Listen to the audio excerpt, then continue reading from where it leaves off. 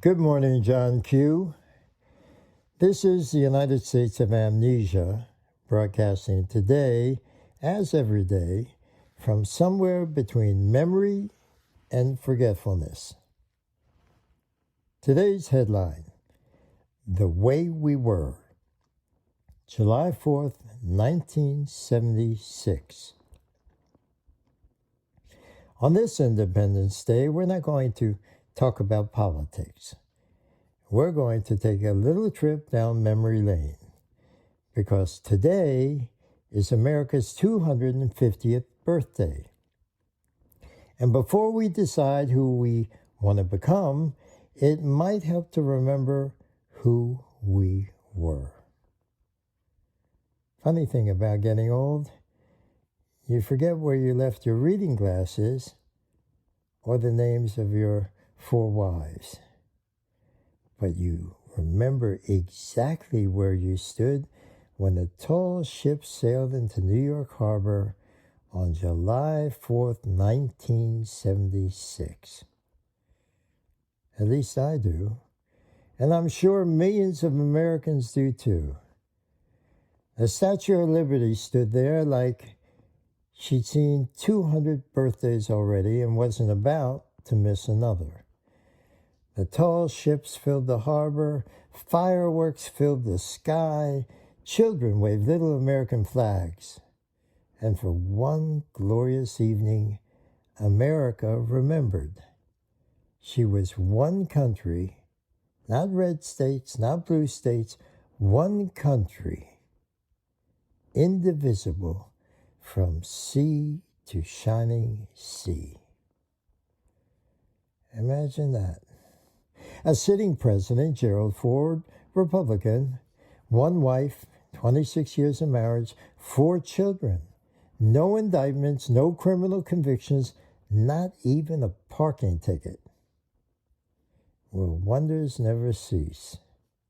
And his vice president, Nelson Rockefeller, Republican, Secretary of State Henry Kissinger, also a Republican, as was Secretary of Defense Donald Rumsfeld. All Republicans, including Chief Justice Warren Burger. Roe versus Wade, still a law. The Voting Rights Act had just been strengthened. The Supreme Court wasn't asking how do we roll back yesterday. It was asking what does the Constitution require today? Who control Congress? The Democrats. Both houses. Imagine that, a Republican president, a Democratic Congress, who obviously must have argued like cats and dogs, probably driving each other batshit crazy, but they still managed to govern. They still managed to pass laws. That wasn't a flaw, that was design.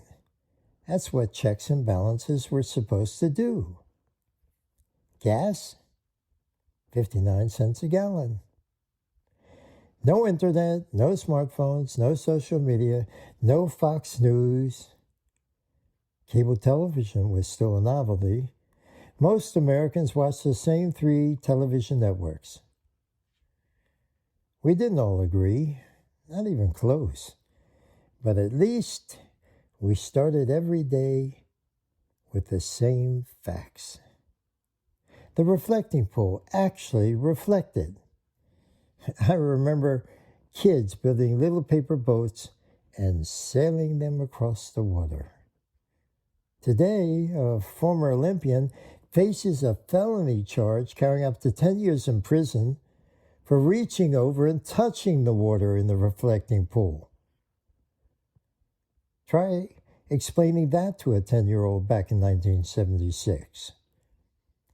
And then, on America's birthday, that same July 4th, halfway around the world, Israeli commanders flew into Entebbe.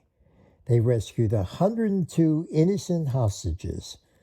Only 1 Israeli mission commander was killed during the rescue. And the whole world cheered. Will wonders never cease?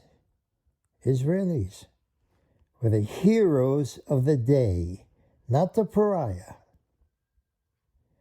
Now, don't misunderstand me. 1976 wasn't heaven. Vietnam had left scars. Watergate had left distrust. Inflation had left wallets mighty thin. The work of civil rights was far from finished, but America still believed. Tomorrow ought to be better than today. Somewhere between 200th birthday and our 250th, we've misplaced something. History became something to edit, to erase, instead of something to remember, instead of something to learn from. The White House stopped feeling quite so much like the people's house. The presidency began looking more like a brand. And somewhere along the way, we forgot why the founders built 3 branches of government. In 1976, the chief executive expected checks and balances. Today, he ignores the balances and looks for checks to pocket. Funny thing about memory, when a country loses it, someone else gets to write its history. That's why I wrote the United States of Amnesia. Not to convince you, but to remind you. Memory doesn't belong to Republicans. Memory doesn't belong to Democrats. Memory belongs to all of us, to we the people.